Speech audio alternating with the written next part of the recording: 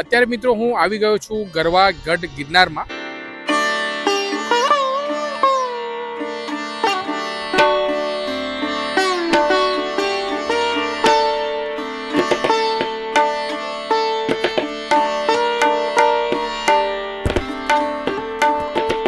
Exactly 8:30 વાગી ગયા છે અને રાત્રિનો અદ્ભુત નજારો અત્યારે આપણે ભવનાથ મંદિરની બહારથી તમે જોઈ શકો છો।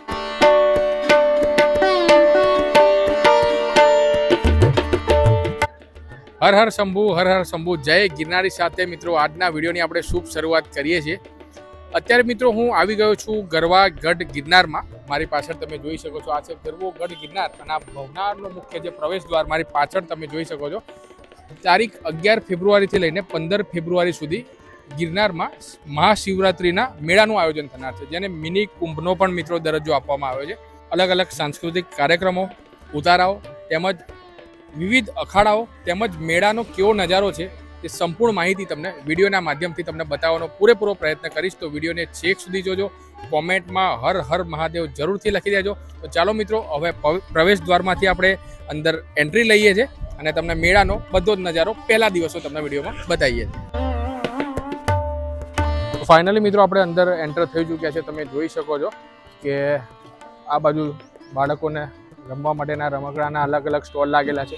ત્યારબાદ જોઈ શકો છો અલગ અલગ અન્નક્ષેત્ર આ પ્રમાણેના જો શ્રી રવિ રાંદલ આશ્રમ અને સાર્વજનિક અન્નક્ષેત્ર છે। ત્યારબાદ જો આ પ્રમાણેનો પહેલા દિવસે કંઈક આપણને નજારો જોવા મળે છે। જેમ જેમ દિવસ નજીક આવતો જશે તેમ તેમ અહીંયા ભીડ પણ મિત્રો વધતી જશે। અને સામેની બાજુ જોઈ શકો છો ભવનાથ પોલીસ સ્ટેશન, અહીંયા પોલીસ કંટ્રોલ રૂમ અહીંયા બનાવવામાં આવે છે, જેથી કરીને કોઈ પણ અનિચ્છનીય બનાવ ના બને, સંપૂર્ણ સુરક્ષા રાખવામાં આવી છે। જોઈ શકો છો કે મિત્રો એક આખો સંઘ છે જે આવ્યો છે, જે ઢોલ નગારા સાથે વાજતે ગાજતે ભગવાન શિવનું નામ લેતા લેતા આખી એક યાત્રા છે નીકળી, જે તમે જોઈ શકો છો।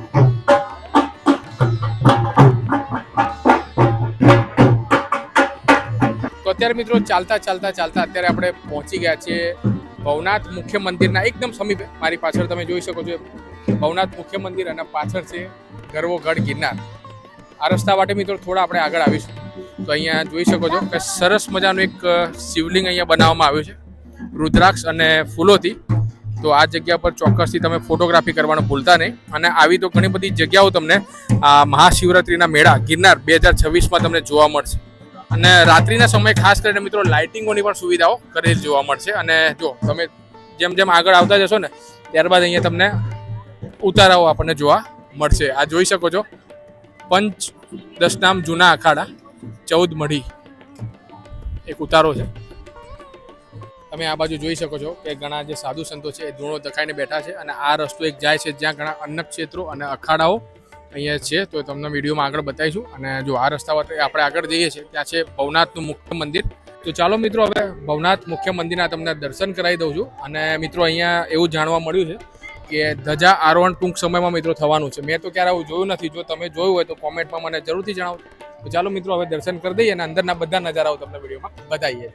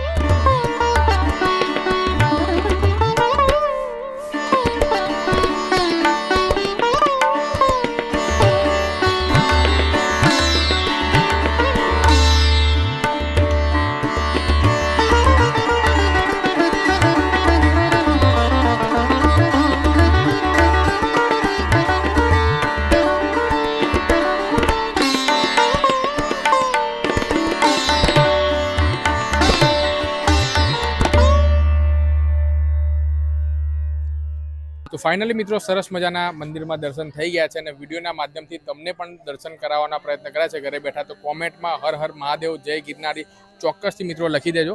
હવે મિત્રો આ રસ્તા માટે તમે જોઈ શકો છો, આગળ જઈએ તો ત્યાં ઘણા જે સાધુ સંતો તંબુ તાણીને એમનો ધૂણો ધખાઈને બેઠા છે. તો તમને આગળના દ્રશ્યો છે એ હું તમને વિડીયોમાં બતાવવાનો પૂરેપૂરો પ્રયત્ન કરીશ. જોઈ શકો છો તમે કે આ પ્રમાણેનો નજારો પ્રથમ દિવસે છે અને અત્યારે સમય થઈ ગયો છે 11:30 વાગ્યાનો. અને સામેની બાજુ જોઈ શકો છો ઘણા બધા સ્ટોલ, ઘણી બધી દુકાનો છે અહીંયા લાગેલી છે કે જ્યાં તમારે જો ખરીદી કરવી હોય નાના બાળકો માટે જોઈ શકો છો રમકડા છે, ત્યારબાદ ધાર્મિક પુસ્તકો છે, ત્યારબાદ આ પ્રમાણેની બેગો છે, ઘણી બધી વસ્તુઓની ખરીદી તમે અહીંયાથી કરી શકો છો.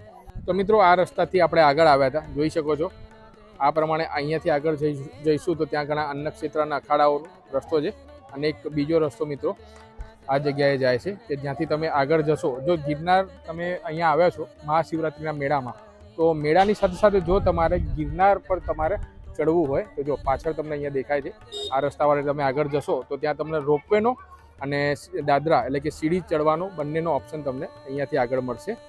તો તમે અચૂકથી મિત્રો જો તમે સમય લઈને આવ્યા હોય 2-3 દિવસનો તો તમે જઈ શકો છો. બાકી તમને આ રસ્તા માટે હવે આગળ જઈએ છીએ અને અન્ન ક્ષેત્રોની તમને થોડી વિઝિટ કરાવી છે.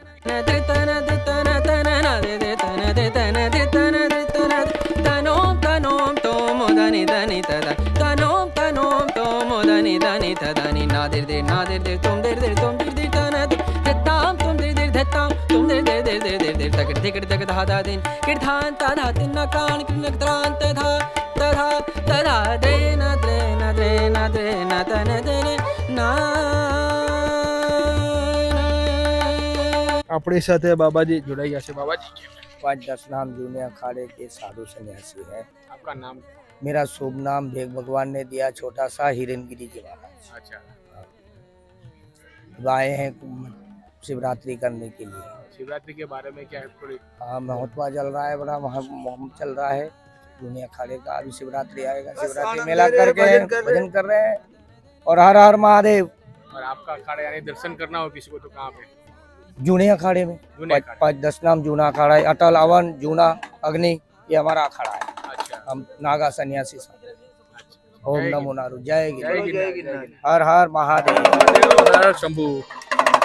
અને મિત્રો આ મેળામાં એક યુનિક વસ્તુ તમને મિત્રો બતાવું. આ જોઈ લો તમે, જૂના અખાડાનો જે ગેટ છે ને તેની એક્ઝેક્ટ સામેના ભાગમાં એક ભાઈ છે અહીંયા ઊભા રહે છે. અહીંયા ટેલિસ્કોપનો અહીંયા સરસ મજાનું સેટઅપ કરેલું છે અને ટેલિસ્કોપમાં ચાર્જની વાત કરું ને માત્ર 10 રૂપિયા. 10 રૂપિયા તમે આપો ને ટેલિસ્કોપમાંથી આ રીતે તમે જોશો ને તો સીધા તમે સામે જો અંબાજી સુધીના દર્શન તમને આ ટેલિસ્કોપમાં માત્ર 10 રૂપિયામાં તમને થઈ જવાના છે. હર હર શંભુ, હર હર શંભુ મિત્રો. તો અત્યારે બપોરના એક્ઝેક્ટલી 12:30 જેટલો સમય થઈ ગયો છે અને બધી બાજુ આપણે એક્સપ્લોર કર્યું. આઈ હોપ તમને મજા આવી હશે અને કોમેન્ટમાં હર હર મહાદેવ ચોક્કસથી લખી દેજો.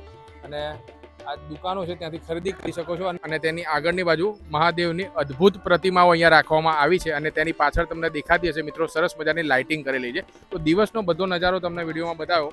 હવે મળીએ છીએ સીધા રાત્રે અને રાત્રે જે સાંસ્કૃતિક કાર્યક્રમો થવાના છે અને લાઇટિંગનો નજારો છે એ તમને વિડીયોમાં આગળ બતાવીશું.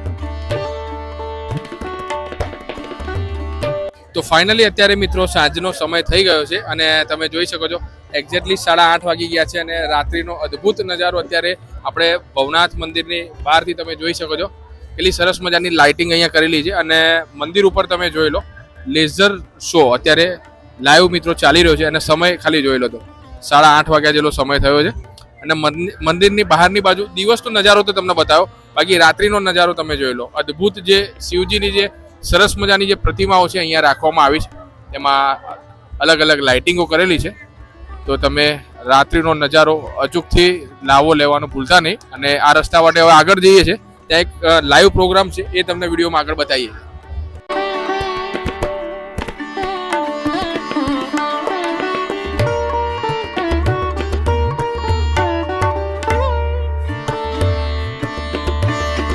આ ઉપરાંત મિત્રો મુખ્ય આકર્ષણના કેન્દ્રની વાત કરું તો ગિરનારની જે તળેટીમાં જૂનો અખાડો આવેલો છે ત્યાં તમે જોઈ શકો છો કે સરસ મજાનું જે લેસર શોનું એક ભવ્ય આયોજન કરેલું છે એ આપણને રાત્રે જોવા મળે છે. આ ઉપરાંત મિત્રો ગિરનારમાં ચાલનાર આ મહાશિવરાત્રિ મેળા 2026માં 5 દિવસના પ્રોગ્રામમાં રોજ અલગ અલગ સાંસ્કૃતિક કાર્યક્રમો પણ થવાના છે. આજે પ્રથમ દિવસે તમે જોઈ શકો છો કે આપણા નાયબ મુખ્યમંત્રી જે હર્ષ સંઘવી સાહેબ છે એ પણ આવ્યા હતા. ત્યારબાદ જે મૈથિલી ઠાકુર છે તેમનો પણ એક લાઈવ કોન્સર્ટ, એક લાઈવ પ્રોગ્રામ છે એ પણ આજના દિવસે આપણને જોવા મળે છે, જે તમે મિત્રો સ્ક્રીન ઉપર જોઈ શકો છો. તો આ વિડીયોને મિત્રો અહીંયા વિરામ આપીએ છીએ. નવા વિડીયોમાં નવી માહિતી સાથે મળીએ છીએ. ત્યાં સુધી આ વિડીયો તમામ શિવ ભક્તો સાથે જરૂરથી શેર કરી દેજો અને કોમેન્ટમાં જય ગિરનારી જરૂરથી લખી દેજો. ધન્યવાદ.